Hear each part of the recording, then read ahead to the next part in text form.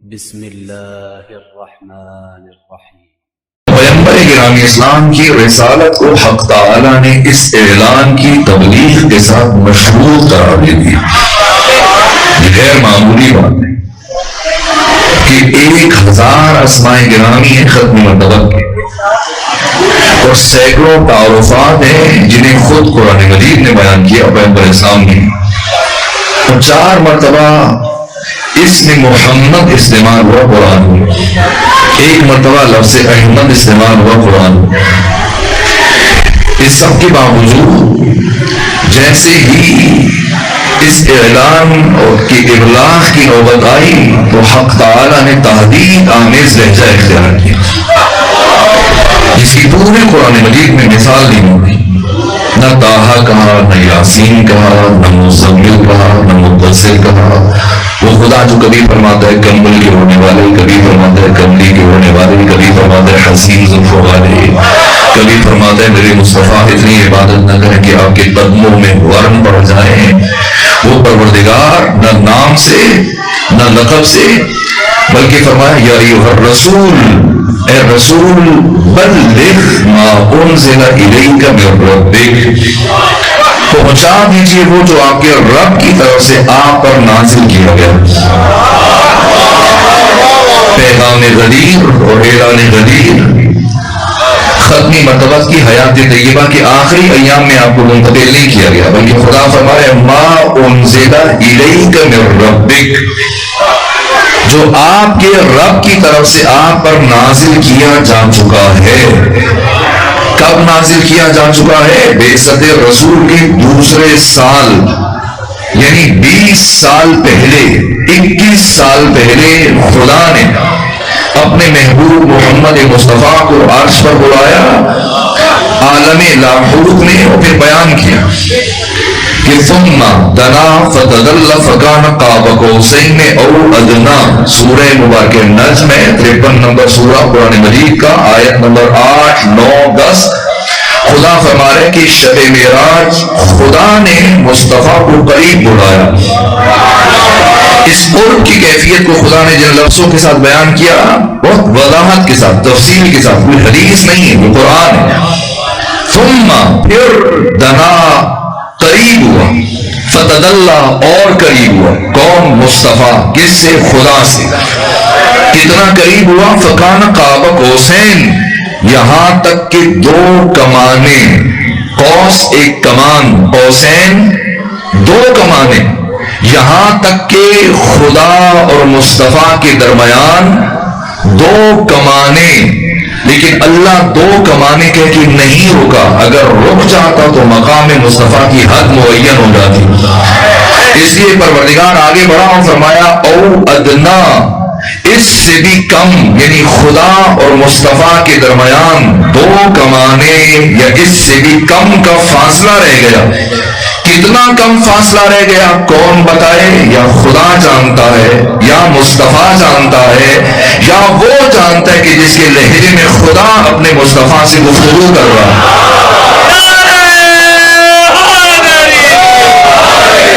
کبھی بہت ضروری بات ہو، اہم بات ہو تو آپ اس وقت کہتے ہیں اپنے کسی عزیز سے اور پاس آ جاؤ، اور قریب آ جاؤ، اور نزدیک آ جاؤ۔ شب معراج پروردگار قریب بلا رہے، کس لیے قریب بلا رہے؟ کچھ بتانے کے لیے۔ کیا ہوا شب معراج کو بلایا خدا سبحان نے امام الانبیاء سید الرسول ختمی مرتبت کو انتہائی بلندی پر 2 کاموں کے لیے۔ ایک پیغام ولایت معصومی ختمی مرتبت کو منتقل کرنے کے لیے، دوسرے اس نظام ولایت کی محافظہ سیدہ زہرا سلام اللہ علیہا کے نور کو ختمی مرتبت کے سرخ میں منتقل کرنے کے لیے۔ معراج کا موضوع ولایت معصومین ہے، ایک پیغام ولایت، دوسرے محافظہ ولایت سیدہ زہرا کا نور۔ یہاں تک کہ خدا نے فرمایا ثم دنا فتدلی فکان قاب قوسین او ادنا، تو پھر کیا کیا خدا نے؟ فاوحا، تو حق تعالیٰ نے وحی فرمائی اپنے حبیب پر۔ کیا وحی فرمائی؟ ما اوحا، جو وحی کی وہ کون بتائے؟ اس لیے کہ جبرائیل اس موقع پر موجود نہیں. جبرائیل بیت المعمور پر رک گئے، آسمان چہاروں پر، عالم جبروت میں، ملکوت اعلیٰ میں رک گئے. یہاں سے پیغمبر نے یہ سفر تنہا طے کیا. تو یہ پیغام خود خدا براہ راست اور سارے کا سارا قرآن جبرائیل کے ذریعے سے نہیں آیا. تین طرح سے قرآن نازل ہوا جیسے قرآن مجید نے بیان کیا. اس میں ایک وحی وہ کہ جو براہ راست قلب مصطفیٰ پر نازل ہوئی. تو اب جو 21 سال پہلے یہ پیغام پروردگار نے ختمی مرتبہ کو منتقل کیا، اور اب 21 سال گزرنے کے بعد صرف پیغمبر گرامی اسلام کی حیات طیبہ میں سے 4 مہینے باقی ہیں، اور ماہ ذیقعد کی پہلی شب ہے، اور پیغمبر اپنی ایک زوجہ کے حجرے میں نماز تہجد پڑھ رہے ہیں کہ حالت نماز میں جبرائیل نازل ہوئے. 2 مواقع پر وہی حالت نماز میں ہوئی. ایک جب ختمی مرتبہ مدینہ میں نماز پڑھا رہے تھے، نماز فجر، اور اس اثناء میں حق تعالیٰ نے نماز فجر کے دوران وہی اتاری، ایک سورہ اتارا، پورے کا پورا سورہ قرآن مجید کا، سورہ مبارکہ العادیات. اور جیسی حالت نماز میں یہ سورہ ختمی مرتبہ پر نازل ہوا، آپ نے جیسی سورہ فاتحہ ختم کی، بلا فاصلہ سورہ العادیات کی تلاوت شروع کر دی. اور پیچھے صحابہ حیران پریشان سرگردان، یہ پیغمبر کیا پڑھ رہے ہیں؟ اس لیے پیچھے ملتان کے رہنے والے مومنین نہیں تھے جو عربی نہیں جانتے تھے، صحابہ تھے، سب عربی جانتے تھے. جب پیغمبر نے سورہ فاتحہ کے بعد فوراً کہنا شروع کر دیا، قسم ہے ان گھوڑیوں کی جو صبح سویرے، ان سپاہیوں کی جو صبح سویرے اپنے دشمن پر حملہ کرتے، اور ان گھوڑیوں کی اور ان گھوڑیوں کی ٹانپوں سے نکلنے والی چنگاریوں کی. سب حیران پریشان. جیسی ختمی مرتبہ نے نماز ختم کی تو کچھ افراد آگے بڑھے، کہا یا رسول اللہ یہ سورہ ہم نے پہلے آپ سے نہیں سنا ہے. تو فرمایا پہلے کیسے سنتے کہ یہ حالت نماز میں نازل ہوا. تو پوچھا صحابہ نے کہ یہ کون لوگ ہیں کہ جن سے متعلق اللہ ان کی گھوڑیوں کے بارے میں اور ان کی گھوڑیوں اور ان کے قدموں سے جب پتھروں سے ٹکرا دیا تو ان چنگاریوں کی قسم اٹھا رہے. تو ابھی بتاتا ہوں، ابھی دکھاتا ہوں. یہاں تک کہ ختمی مرتبہ جب مسجد نبوی سے باہر تشریف لا رہے تھے تو یہ صبح سویرے کا وقت مولے متقیان اپنے چند ساتھیوں کے ساتھ ایک جنگ کو فتح کرنے کے بعد جب واپس پلٹ رہے تھے، جیسی پیغمبر کی نگاہ پڑی، کہا یہی علی ہے، ان کے گھوڑے کے قدموں کی پروردگار قسمیں اٹھا رہا.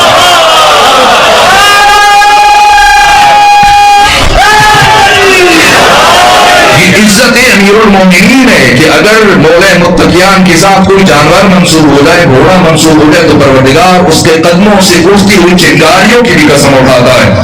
یہ شرف امیر المومنین ہے. یہاں تک کہ ایک یہ سورہ العادیات یہ حالت نماز میں نازل ہوا، اور دوسری وہی جو ابراہیم لے کے آئے، پیغمبر تہجد پڑھ رہے تھے، اور جیسی پیغمبر نے تہجد تمام کیا تو فرمایا جبرائیل کہو کیا پیغام ہے. کہاں گھر سے باہر، حجرے سے باہر تشریف لے آئیے.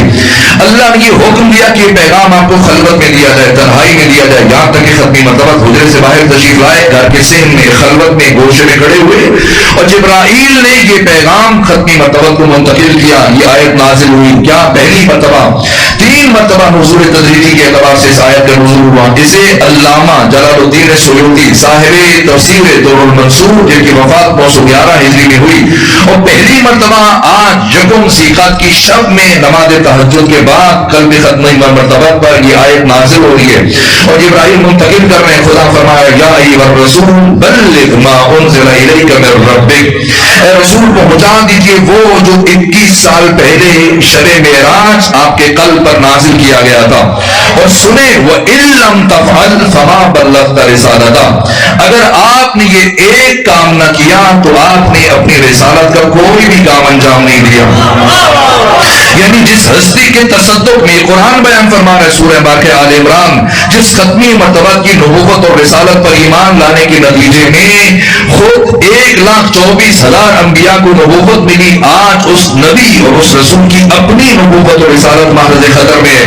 اور پروردگار نے ختمی مرتبہ کی 23 سالہ زحمات اور 23 سالہ قربانیوں کو اس ایک اعلان کی تبلیغ کے ساتھ مشروط قرار دے دیا کہ اگر آپ نے یہ ایک اعلان نہ کیا تو گویا آپ نبی ہی نہیں ہے. یعنی آپ کا اس کائنات میں نبی بن کر آنا نہ آنے کے برابر ہو جائے گا. اگر علی اور علی کے بیٹوں کی ولایت کا اعلان نہ کیا تو کیا خیال ہے امت کا کہ اگر نبی باقی ساری زحمات کریں، طہارت سے لے کے دیات تک 56 کتابیں فقہ میں جن میں لاکھوں احکام ہیں، جنہیں پیغمبر نے 23 سالوں میں بیان کیا اور جس کے نتیجے میں جس کی پاداش میں پتھر کھائے، آپ کو ساحر کہا گیا، جادوگر کہا گیا، دیوانہ کہا گیا، پتھر مارے گئے۔ حالت نماز میں ابو جہل اور ابو لہب اور ابو سفیان کے اکسانے پر عبداللہ بن زبری نے آپ کے اوپر اونجلی پھینک دی، آپ کے چہرے پر خون مل دیا، آپ طائف میں لہو لہان ہو گئے۔ اتنی قربانیاں دینے کے باوجود مسلسل 9 سالوں میں ختمی مرتبہ نے 83 جنگیں لڑی ہیں۔ اتنی قربانیوں کے باوجود خدا فرما رہے کہ اگر یہ ایک کام نہ کیا تو آپ کا اس کائنات میں نبی بن کر آنا نہ آنے کے برابر ہو جائے گا۔ تو کیا خیال ہے امت کا اگر امام الانبیاء سید الرسول ختمی مرتبہ جن کی رسالت کے نتیجے میں تمام انبیاء کو نبوت اور رسالت ملی، اگر وہ اعلان نہ کرے تو گویا وہ نبی نہیں، تو امت اس ایک بات کو چھوڑ کر باقی سارے کاموں میں لگی رہے، اس امت کا کیا بنے گا؟ یا ایھا الرسول بلغ ما انزل الیک من ربک وان لم تفعل فما بلغت رسالتہ۔ اور اس کے بعد خدا نے فرمایا ضمانت جاری کی کہ آپ یہ اعلان کریں اور نہ ڈریں نہ گھبرائیں، واللہ یعصمک من الناس، اللہ آپ کو لوگوں کے شر سے بچائے گا۔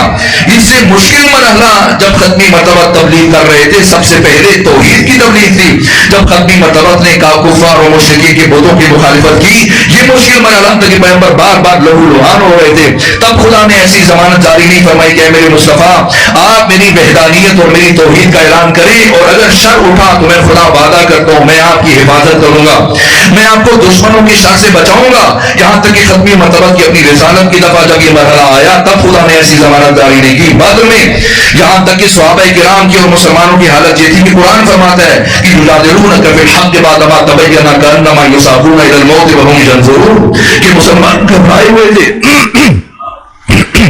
مسلمان گھبرائے ہوئے تھے، اور قرآن فرماتا ہے کہ بدر میں امر حق کے ظاہر ہو جانے کے باوجود ایک گروہ ایسا بھی تھا جو راستے میں آپ کے ساتھ جھگڑتے ہوئے چل رہا تھا، کأنما یساقون الی الموت وهم ينظرون، گویا انہیں زبردستی موت کی طرف دھکیلا جا رہے ہیں، کیونکہ مسلمانوں کی خواہش یہ تھی کہ ابو سفیان کے مختصر لشکر کے ساتھ ان کا سامنا ہو، لیکن اہل مکہ کے لشکر کی جب اطلاع ملی تو مسلمان گھبرا رہے تھے کہ ہمارے پاس تلواریں کم ہیں، تیر کم ہیں، سامان حرب و زرع کی کمی ہے، افراد کی قلت ہے، اتنے بڑے لشکر کا کیسے مقابلہ کریں گے؟ تو ایسے مرحلے میں خدا نے کوئی ضمانت جاری نہیں فرمائی کہ نہیں پیغمبر آپ اپنی پیش قدمی جاری رکھیں، اگر کوئی مشکل پیش آئی تو ہم آپ کی حفاظت کریں گے، ہم آپ کو بچائیں گے۔ نہ احد میں، جنگ احد میں جب پہلی مرتبہ مسلمانوں کو کامیابی ملی اور پھر مسلمان مال سمیٹنے میں مصروف ہو گئے، مال غنیمت سمیٹنے میں مصروف ہو گئے، ایسے میں خالد بن ولید نے اور اکرمہ بن ابو جہل نے جب پہاڑی کا چکر کاٹ کے دوبارہ حملہ کیا تو مسلمان چونکہ مال غنیمت سمیٹ رہے تھے، سنبھلنے کا موقع نہیں ملا، جس کے نتیجے میں جب انہوں نے حملہ کیا تو قرآن فرماتا ہے کہ اس کو سدون ولا تلون علی احد والرسول یدعوکم فی اخراکم، کہ تم پہاڑ پر چڑھے چلے جا رہے تھے، رسول پیچھے پیچھے تمہیں آوازیں دے رہے تھے، مگر تم رسول کی آواز پر لبیک نہیں کہہ رہے تھے۔ یہاں تک کہ مولانا شبلی نعمانی نے تحریر کیا کہ جب خالد اور اکرمہ نے پہاڑی کا چکر کاٹ کے حملہ کیا تو میدان جنگ میں یا نبی نظر آ رہے تھے یا علی نظر آ رہے تھے۔ ایسے موقع پر بھی خدا نے نہیں فرمایا کہ اے میرے مصطفیٰ اگر آپ کے ساتھی آپ کو چھوڑ کے چلے گئے تو گھبرائے نہیں، پریشان نہ ہو، میں خدا وعدہ کرتا ہوں واللہ یعصمک من الناس، میں آپ کو لوگوں کے دشمنوں کی شر سے بچاؤں گا۔ نہ جنگ خندق میں، جنگ احزاب میں کہ اتنی مشکل صورتحال تھی کہ جاؤکم من فوقکم ومن اسفل منکم وزاغت الابصار وبلغت القلوب الحناجر، کہ جنگ خندق میں، جنگ احزاب میں جب کفر کے لشکروں نے دائیں طرف سے، بائیں طرف سے، اوپر سے، نیچے سے، چاروں طرف سے حملہ کرنا شروع کیا تو قرآن کہتا ہے کہ مسلمانوں کی حالت یہ ہوئی کہ ان کی آنکھیں پتھرا گئیں اور ان کے کلیجے اچھل اچھل کر ان کے حلق تک آ گئے، اور نہیں معلوم وہ اپنے رب کے بارے میں کیا کیا بدگمانیاں کرنے لگ گئے۔ ایسے عالم میں کہ جب ایسی چپ ساتھ لی کہ کوئی بھی ختمی مرتبہ کے جواب کے اس سوال کے بعد میں کوئی جواب نہیں دے رہا تھا، جب ختمی مرتبہ نے فرمایا من لہذا القلب، تو ایسے مرحلے میں بھی خدا نے نہیں فرمایا کہ نہ ڈریں نہ گھبرائیں، واللہ یعصمک من الناس، خیبر میں اور باقی مراحل میں پروردگار نے ایسی ضمانت جاری نہیں فرمائی، لیکن جیسے ہی علی اور علی کے بیٹوں کی ولایت کے اعلان کی نوبت آئی خدا نے فرمایا یا اے رسول خدا آپ اس اعلان کو کریں اور نہ ڈریں نہ گھبرائیں، اگر شر اٹھا اور پریشانی بنی تو میں خدا وعدہ کرتا ہوں واللہ یعصمک من الناس، اللہ آپ کو لوگوں کی شر سے بچائے گا.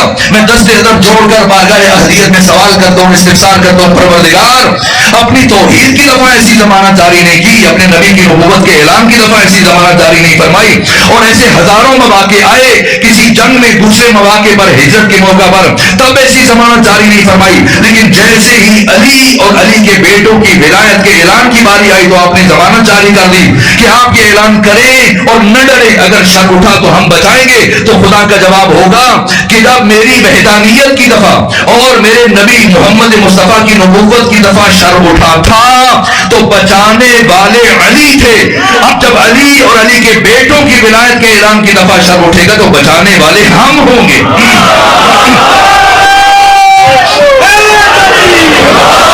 واللہ یعصمک من الناس, اور اس کے بعد فرمایا ان اللہ لا یہدی القوم الکافرین. آپ یہ اعلان کریں لیکن اے میرے حبیب خاطر جم رہیں کہ اللہ کبھی بھی کافروں کی ہدایت نہیں کرتا.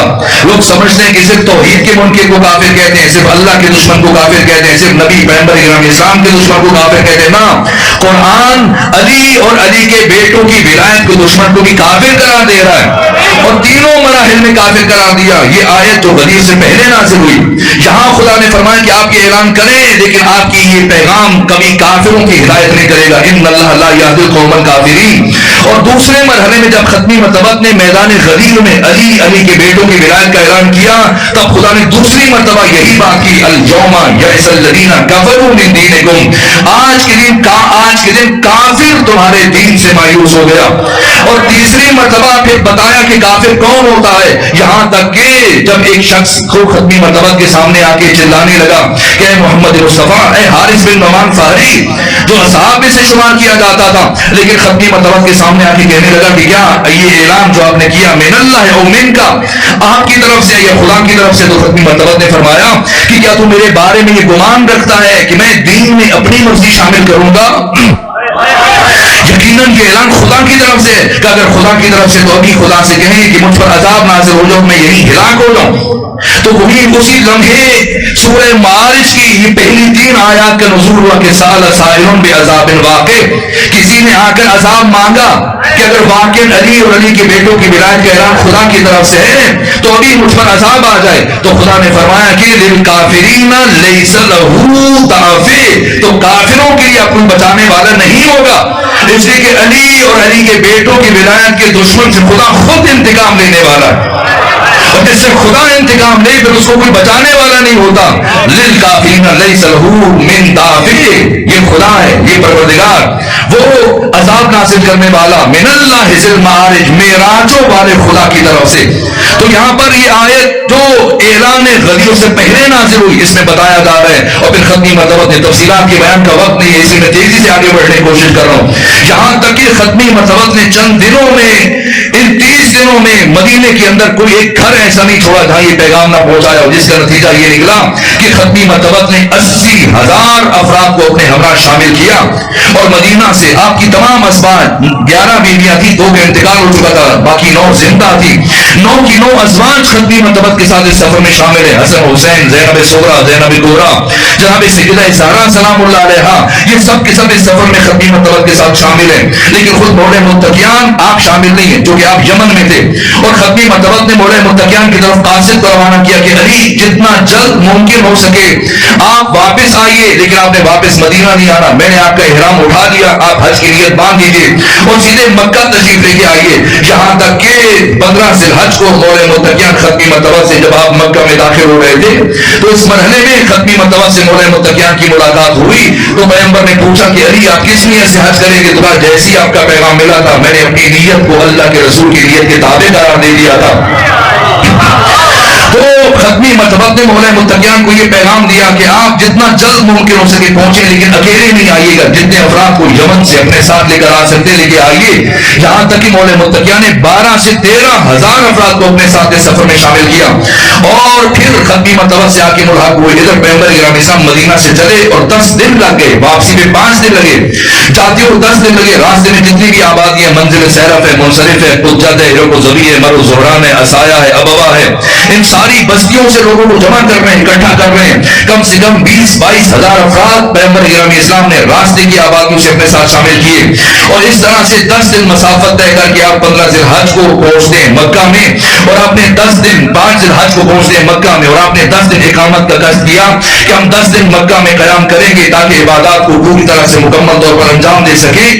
اور پھر ختمی مرتبہ نے حج انجام دیا, اور پھر 16 ذی الحج کی صبح ختمی مرتبہ نے اعلان کروایا کہ کل ابھی ہمارا یہ کاروان مکہ سے خاص مقام کی طرف چلے گا, اور جو افراد جو مسلمان اس وقت مکہ میں موجود ہیں سب پر واجب ہے کہ سفر میں ہمارے شہید بن جائے, ہمارے شریک بن جائے, اور اگر کوئی کسی بھی وجہ سے ہمارے ساتھ نہیں جائے گا تو وہ دشمن خدا اور دشمن رسول قرار پائے گا, اور اس پر اللہ اور اس کے رسول کی لعنت ہوگی.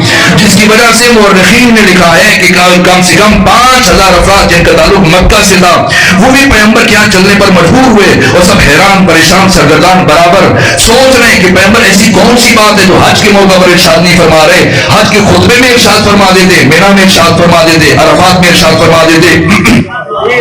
خانہ کعبہ جو بہترین مرحلہ ہے, حج کے موقع پر پیغمبر نے اعلان نہیں کیا. یہ کون سی بات ہے جو پیغمبر کسی اور جگہ پر چل کے کرنا چاہ رہے ہیں؟ کیوں ختمی مرتبہ نے حج کے موقع پر عرفات میں, مینا میں, مشعر الحرام میں, مزدلفہ میں کسی اور مقام پر یہ اعلان نہیں کیا؟ اس لیے کہ اگر پیغمبر یہ اعلان یہاں پر کر دیتے تو پھر لوگ خیال کرتے, اور آج لکھا جاتا کہ ختمی مرتبہ نے بہت ساری باتیں کی تھی خطبہ حج میں, سمرن یہ بھی کہہ دیا تھا کہ جس سے جو میرا دوست ہے وہ علی کا بھی دوست ہونا چاہیے, ایسی بات کر دیتے.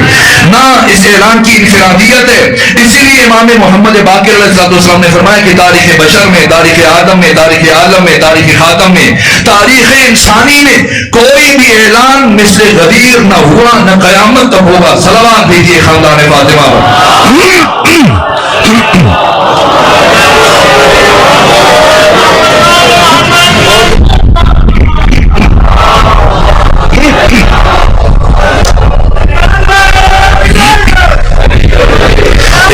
ختمی مرتبہ چلے 16 ذی الحج کو, یا علی ایک مرتبہ ختمی مرتبہ اصحاب کرام کے ہمراہ چلے 16 ذی الحج کی صبح مکہ سے, اور پھر بڑھتے ہوئے 18 ذی الحج کی صبح میں بہت ساری باتوں کو اختصار سے سمیٹتے ہوئے تاکہ نتیجے کی طرف بڑھنے میں کامیاب ہو جائیں, اور سیدہ کی اس کائنات میں نزول کی حکمت اور فلسفہ سمجھ میں آ جائے کہ اللہ نے نور فاطمہ زہرا کو کیوں اس کائنات میں اتارا.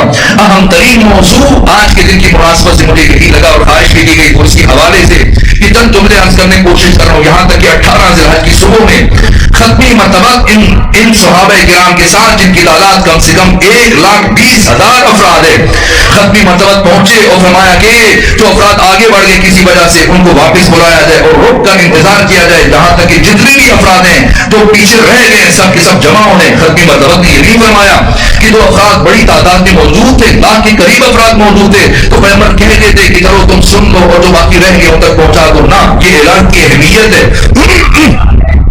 فرمایا کہ سب کا انتظار کیا جائے, جو آگے جا چکے جاؤ, تیز رفتار گھوڑوں کو دوڑایا گیا, انہیں لایا گیا, جو پیچھے رہ گئے ان کا انتظار کیا گیا.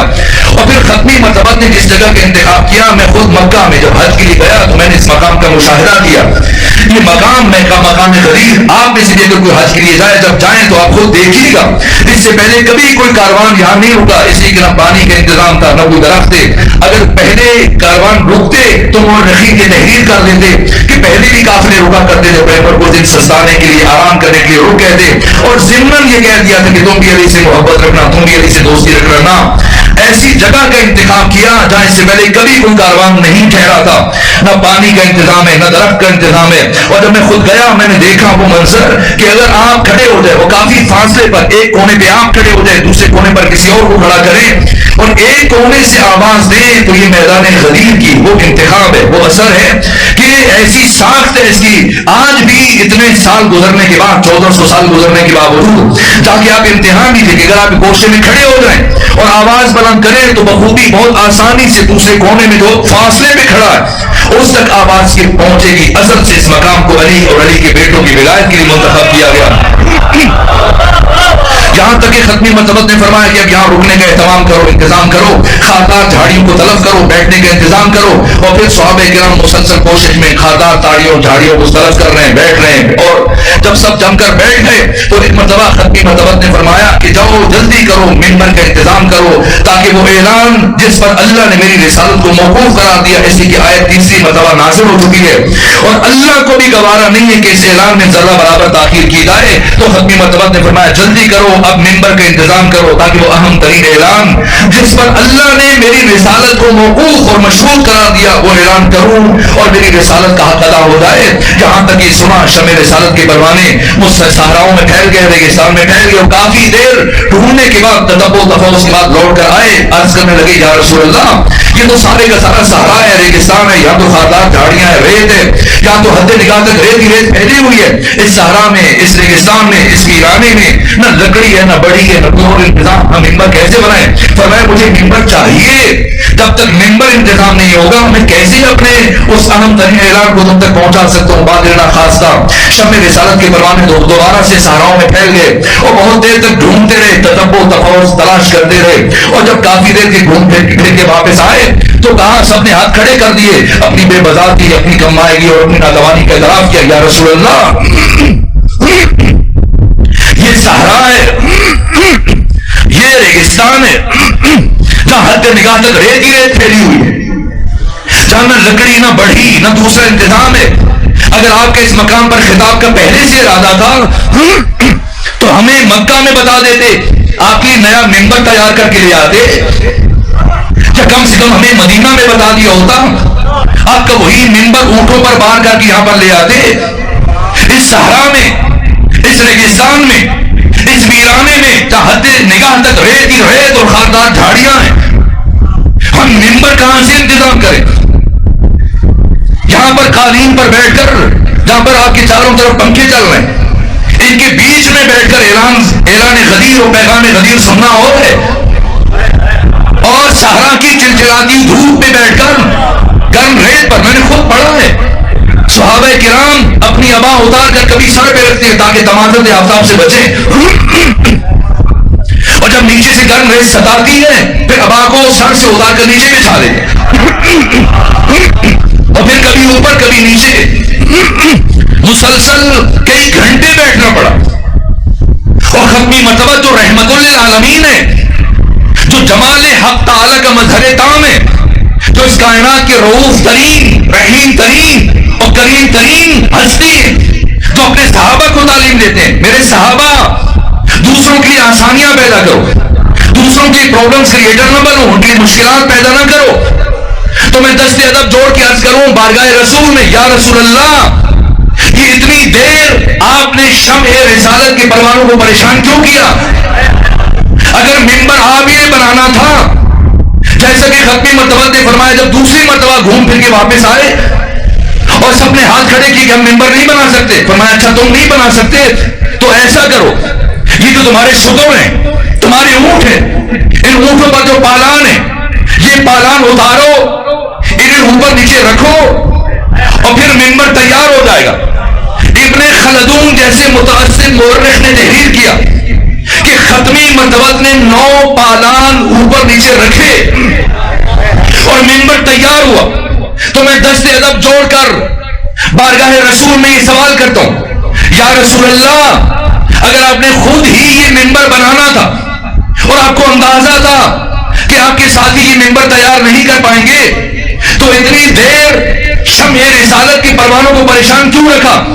تو رسول اسلام حکیم امت اسلامی، عقل کل اور مجسم عقل ہے، سراپا عقل ہے، ختمی مرتبہ اس عمل سے قیامت تک آنے والے باشعور انسانوں تک یہ پیغام پہنچانا چاہ رہے تھے کہ جان لو، سمجھ لو، یہ میرے عزیز، یہ میرے ساتھی، یہ صحابہ، انہوں نے بڑی جنگیں لڑی، انہوں نے بڑی قربانیاں دی، انہوں نے میرے ساتھ ہجرت کی، انہوں نے اپنا مال رائے خدا میں قربان کیا. ان کی تمام تر خدمات بجائے خود، ان کا تمام تر احترام بجائے خود، لیکن آج میں اللہ کی طرف سے دین اسلام کے لیے قیادت، سیادت، امامت اور رہبری کا اعلان کرنے کے لیے آیا ہوں اور قیادت و سیادت اور امامت و رہبری کے لیے استعداد، صلاحیت، لیاقت اور قابلیت شرط ہے، اور یہ سارے افراد اپنے تمام تر احترام اور اپنی ساری خدمات کے باوجود میرے بغیر اتنی صلاحیت نہیں رکھتے کہ ایک ممبر بنا سکیں۔ تو جو افراد میرے بغیر ایک ممبر بنانے کی صلاحیت نہیں رکھتے، وہ صاحب ممبر کا انتخاب کیسے کر سکتے؟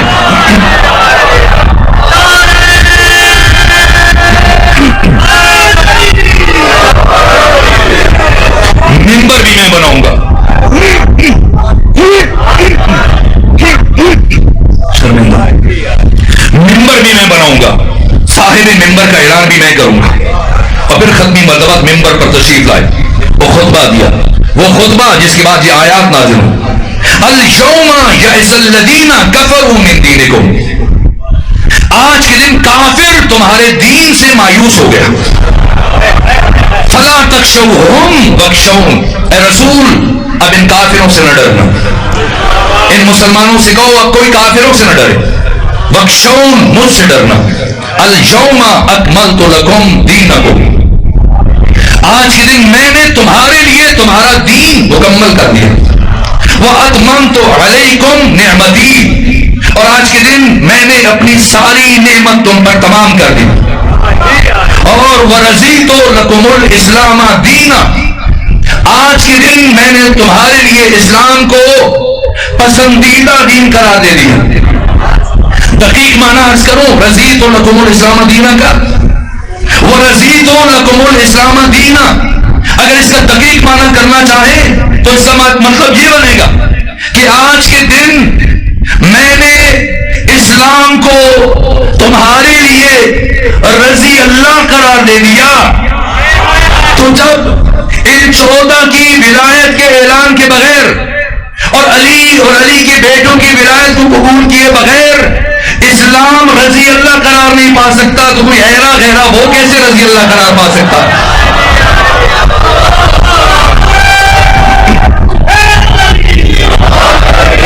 اليوم یئس الذین کفروا من دینکم فلا تخشوہم واخشون اليوم اکملت لکم دینکم، آج کے دن دین مکمل ہوا۔ آج کے دن کیا ہوا؟ علی کی ولایت کا اعلان، وہ تو اس سے پہلے ہزاروں مرتبہ ہوا، ہزاروں مرتبہ پیغمبر نے علی کی ولایت کا اعلان کیا۔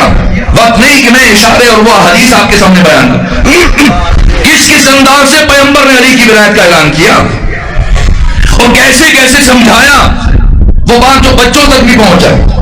ایک مرتبہ کسی سفر میں پیغمبر نے اپنے سینکڑوں صحابہ کرام کے درمیان اپنی چھڑی سے زمین پر لکیریں کھینچنا شروع کی، دائیں بائیں آگے پیچھے کچ مچ ٹیڑھی میڑھی منحنی لکیریں کھینچنا شروع کی، اور مسلسل لکیریں کھینچتے چلے، اور صحابہ کرام حیران پریشان سرگرداں، دیکھیں تانے پیغمبر کیا کر رہے ہیں۔ اور مسلسل لکیریں کھینچنے کے بعد پیغمبر نے ان لکیروں کے درمیان ایک سیدھی لکیر کھینچی، اور سیدھی لکیر کھینچنے کے بعد یہ جملہ فرمایا، توجہ فرمایا میرے صحابہ یاد رکھنا، ایسا نہیں ہے کہ خدا تک پہنچنے کے لیے بہت سارے راستے ہیں اور ان میں سے ایک راستہ علی ابن ابی طالب، نہ ایسا نہیں ہے، بلکہ خدا تک پہنچنے کا صرف ایک راستہ ہے، اور اس راستے کا نام علی ابن ابی طالب۔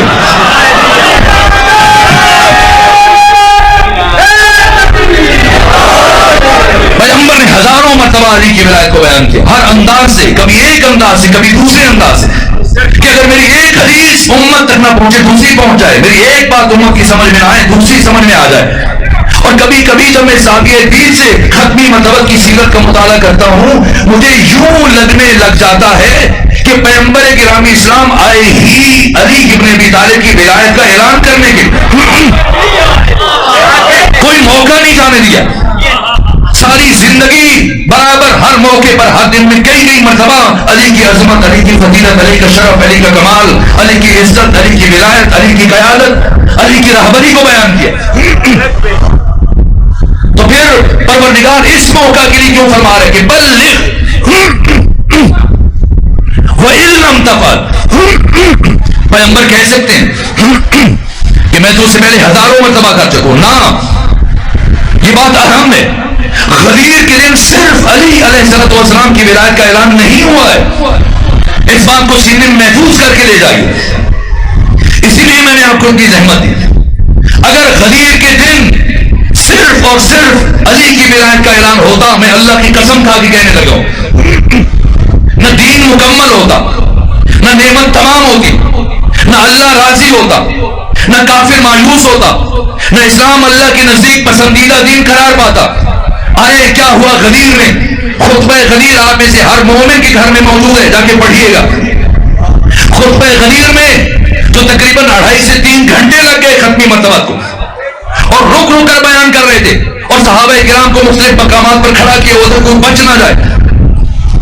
یہاں تک کہ پیغمبر نے سب سے پہلے حق تعالیٰ کی عظمت کو بیان کیا، اللہ کی وحدانیت کو بیان کیا، اور 110 جملے ہیں جو حق تعالیٰ سے متعلق پیغمبر نے بیان کیا. اس سے متعلق اس کے بعد پھر 50 جملے مولا متقیان کی عظمت و فضیلت و شرف اور کمال سے متعلق بیان کیا. اس کے بعد 20 جملے علی کے بیٹوں سے متعلق بیان کیے، اور آخری 20 جملے آقا مولا امیر المومنین علی ابن ابی طالب کے آخری فرزند امام زمانہ عجل اللہ تعالیٰ فرج شریف سے متعلق بیان کیا. یہ خطبہ غدیر ہے، تاکہ پڑھ لیجیے گا، آپ کے گھروں موجود ہے.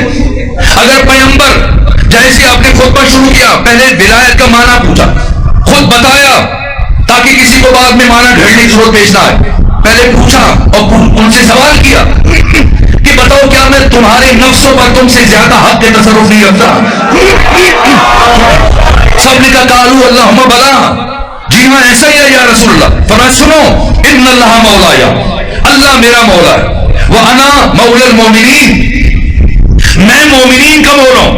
اور سنو، من کنت مولا فہذا علی المولا، جس کا میں مولا اس کے یہ علی مولا. اور پیغمبر نے عجیب انداز اختیار کیا. 2.5 سے 3 گھنٹے برابر پیغمبر کھڑے رہے، اور اکیلے کھڑے نہیں رہے. جب خطبہ شروع کیا تو علی کو اپنے ساتھ کھڑا کیا، اور مسلسل لوگ دیکھتے رہے کہ اب کیا ہونے جا رہا ہے، کیا ہونے جا رہا ہے. یہ تجسس تھا. یہاں تک کہ آخری مرحلے میں پیغمبر نے، عام طور پہ کہا جاتا ہے کہ پیغمبر نے علی کا بازو بلند کیا. نہ، پیغمبر نے، آپ پڑھیے سیرت کی بڑی کتابیں، حدیث کی بڑی کتابیں، تاریخ کی بڑی کتابیں، پیغمبر نے علی کا بازو بلند نہیں کیا، بلکہ پیغمبر نے علی کو اپنے سامنے لے کر آئے، اپنے آگے کیا، اور علی کو اس طرح سے اٹھایا کہ اب علی نظر آ رہے تھے اور پیغمبر نظر نہیں آ رہے.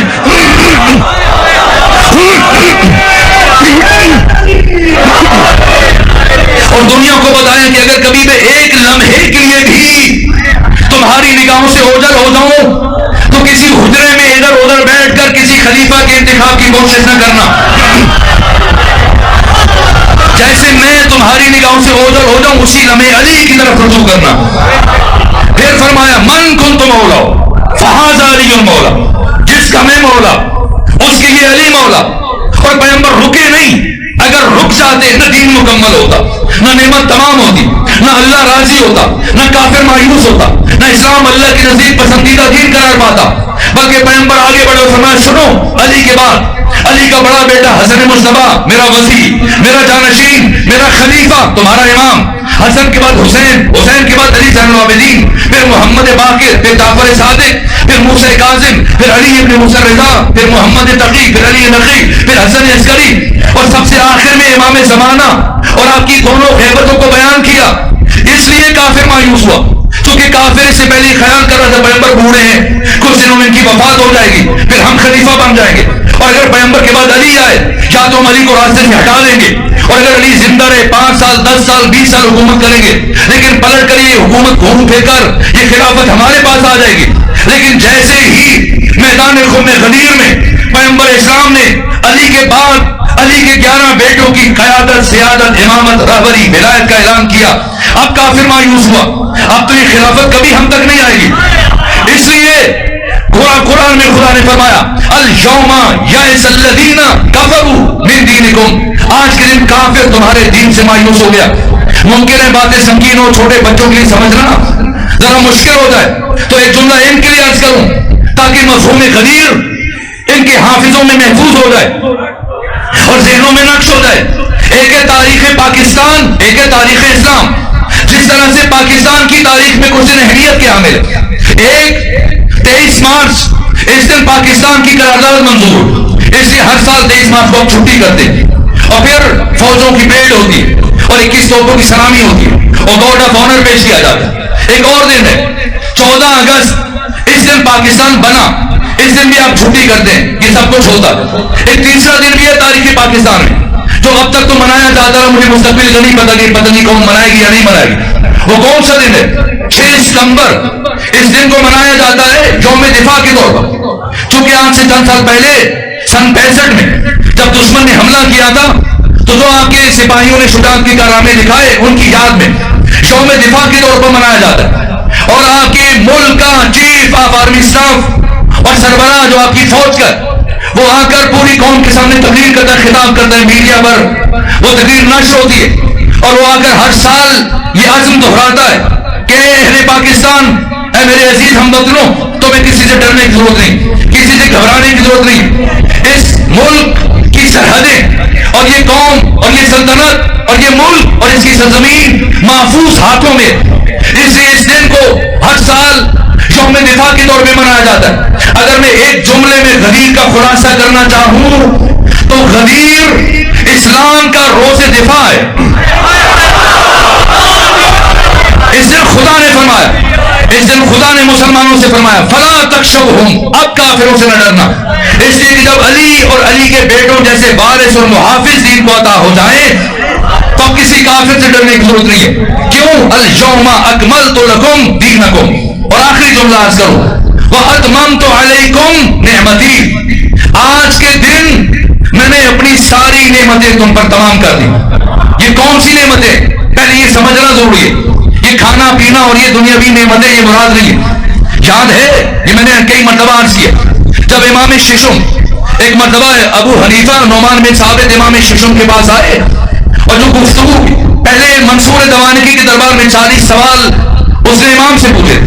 آج 2 سال کے بعد جو امام کے گھر آیا تو امام نے بھی 40 سوال پوچھے اور جو آخری سوال پوچھا فرمایا سورہ مبارکہ تکاثر کی آیت نمبر 8، فرمایا کہ ثم لتسألن یومئذ عن النعیم، کہ پھر قیامت کے دن ان سے نعمتوں سے متعلق سوال کیا جائے گا. پوچھا بتاؤ ابو حنیفہ، بتاؤ نعمان بن ثابت، وہ کون سی نعمتیں جن سے متعلق قیامت کے دن پوچھا جائے گا؟ کہ یہی جو ہم کھاتے ہیں، پیتے ہیں، پہنتے ہیں، استعمال کرتے ہیں، یہی ساری نعمتیں.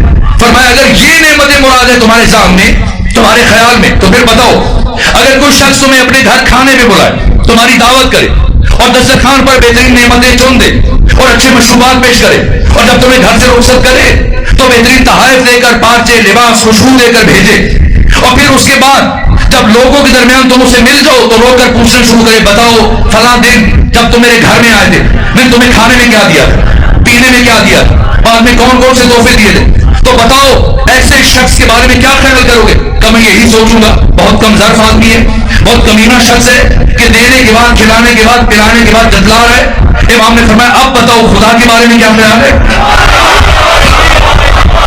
کیا تم اللہ سے متعلق یہ عقیدہ رکھتے ہو کہ اللہ دنیا میں تمہیں یہ کھانے پینے کی نعمتیں دے کر قیامت سے متعلق ان سے متعلق پوچھے گا؟ کہ پھر آپ بتائیے وہ کون سی نعمت ہے کہ قیامت کے دن اس سے متعلق سوال کیا جائے گا؟ تو امام صادق نے فرمایا ابو حنیفہ ہوشیار ہو جائیے، وہ نعمت ہم محمد و آل محمد کی ولایت کی نعمت، یہ نعمت عظمی ولایت جس سے متعلق اللہ غدیر میں یہ اعلان فرما رہے اليوم اکملت لکم دینکم واتممت علیکم نعمتی، آج کے دن میں نے ساری نعمتیں تمام کر دی. علی نعمت عظمی پروردگار، لیکن نعمت پروردگار ذات علی میں منحصر نہیں ہے، باقی نعمتیں بھی ہیں علی کے بیٹے مہدی تک. اور غدیر میں اللہ کے حکم سے پیغمبر نے ان سب کی ولایتوں کا اعلان کیا اور خدا نے فرمایا میرے ذخیرے میں جتنی بھی نعمتیں تھیں آج غدیر میں نے تمہیں منتقل کر دیا. اتمام تو اب تمام ہو گئی، تمام ہو گئی. اگر تمام کا مطلب کسی کے لیے روشن ہو تو مثال عرض کرو، میں 10 سال قوم میں ایران میں رہا، اور آپ بھی ممکن ہے زیارات کی تشریف لے کے جاتے ہو تو دیکھا ہوگا وہاں روٹی گھروں میں نہیں پکتی، اس لیے کہ گھر میں کوئی روٹی بنائے گا تو پھر آٹا مہنگا ملتا ہے، سبسڈی ہے حکومت کی طرف سے، تو وہ روٹی جو ہے آپ کو سستی ملے تو روٹیاں بنتی ہیں، کوئی سنگت ہے، لواشی ہے، بربری ہے، کوئی پتھر پہ بناتے ہیں، لوہے پکاتے ہیں، مختلف قسم کی روٹی ہے، تو خواتین کھڑی ہو جاتی ہیں مارچ صف میں، اور کبھی آپ کو شاید اتفاق ہو، میرے ساتھ یہ بات کئی مرتبہ ہوئی کہ صف میں کھڑے ہیں، انتظار کر رہے ہیں، پنکھا بند کر دیجیے، کھڑے ہیں انتظار کر رہے ہیں، اور جب ہماری باری آئی ہے 2-3 افراد بچ گئے تو عثمان بھائی نے روٹی بنانے والے نے کہا کہ اجا خلاص جل لگو جاؤ بابا اب نان تمام چکا، آٹا ختم ہو گیا، آٹا تمام چکا، فتح پہ اب کل آنا خلاص یلا بولو۔ اگر میں عرض کرنا چاہوں غدیر کے دن کیا ہوا، خدا نے مسلمانوں سے یہی فرمایا یلا خلاص جاؤ، میرے پاس جتنی نعمتیں تھیں ساری کی ساری تمہیں دے دی، اتممت علیکم نعمتی، نعمتیں تمام ہو گئی، علی سے لے کے مہدی تک سب کی ولایت کا نور میں نے تمہیں ہدیہ کر دیا، دے دیا، لیکن اس لیے جب علی سے مہدی تک ایسے رہبر عطا کیے، فلا تخشوہم، بات تمام ہوئی، آپ ان کافروں سے نہ ڈرنا، وخشون، مجھ سے ڈرنا۔ یہ کیا بات ہوئی؟ مثلا فرض کیجیے، اب پڑھنے والے تشریف لا چکے تو بات ختم ہو جانی چاہیے، فرض کریں کہ میں ابھی جب آپ کی خدمت میں حاضر ہو رہا تھا یہاں شاہ شمس میں اس دربار میں گفتگو کے لیے، جب میں آ رہا تھا حاضر ہو رہا تھا تو فرض کریں کہ آتے ہوئے کوئی چھوٹا بچہ وہ میری سواری سے گاڑی سے ٹکرا کے زخمی ہو جائے، بس تفصیلی مسائل وہی پڑھیں گے میں اسی بات پہ، اور 1 سے 2 جملے اور عرض کریں گے۔ بچہ زخمی ہو جائے تو یہ سارے کا سارا اجتماع اٹھ کے باہر آ جائے کہ آپ نے ہمارے بچے کو زخمی کیا، تو سب غصے میں، اور میں خوفزدہ ہو جاؤں کہ نہیں معلوم ابھی کیا حال کریں گے، تو سید صاحب تشریف لائیں اور زیارت ہوئی ان کی، خدا نے اپنی حفظ و پناہ میں رکھے، اور آ کر وہ پورے مجمع کی طرف دیکھیں، اور پھر مجھ سے جب دیکھیں کہ میرے چہرے پر خوف ہے، بے چینی ہے، اضطراب ہے، میں سہما ہوا ڈرا ہوا کہ مبادہ یہ مجھے نقصان پہنچا دیں، تو سید صاحب فرمایا کہ آپ نہ ڈریں، نہ گھبرائیں، یہ سب میرے ماننے والے ہیں، جاننے والے ہیں، میرے عزیز ہیں، دوست ہیں، احباب ہیں، اب میں نے ان کو کہہ دیا کوئی آپ کو نقصان نہیں پہنچائے گا، فلا تخشوہم، کسی سے نہ ڈریں، اور پھر مجھ سے کہیں بخشون، مجھ سے ڈریں، تو میں ان کے چہرے کی طرف دیکھوں گا کیسی ضمانت ہے کہ سب کی نسبت سے مجھے مطمئن کریں کہ کسی سے بھی ڈرنے کی ضرورت نہیں ہے، میں ضمانت دے رہا ہوں، فلا تخشوہم، ان سے نہ ڈریں، بخشون، مجھ سے ڈریں۔ روز غدیر پروردگار نے یہ فرمایا مسلمانوں سے کہ فلا تخشوہم، اب کافروں سے نہ ڈرنا، بخشون، مجھ سے ڈرنا، کیا مطلب؟ میرے بنائے ہوئے قانون سے ڈرنا، اور میرا قانون یہ کہ اگر کبھی میری کسی نعمت کی قدر نہ کی جائے تو وہ نعمت میں واپس لے لیتا ہوں، یہ میرا قانون ہے،